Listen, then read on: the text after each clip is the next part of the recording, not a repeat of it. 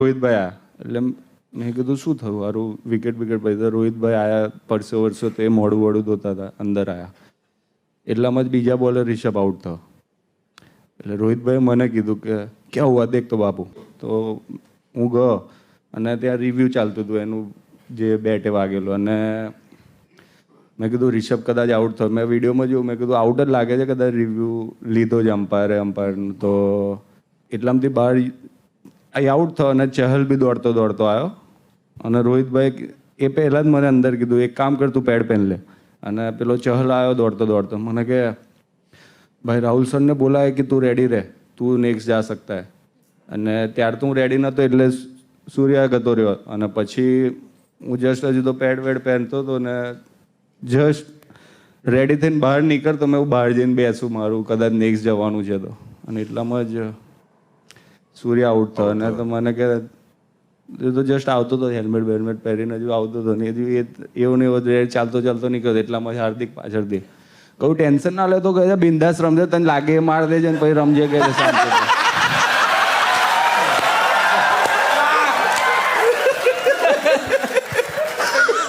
મેં કશું વિચાર્યું જ નહીં But એના પછીની શું સુપર ઇનિંગ્સ રહી and that rest is history this is the power of Bapu and a little bit of Pandya too I gas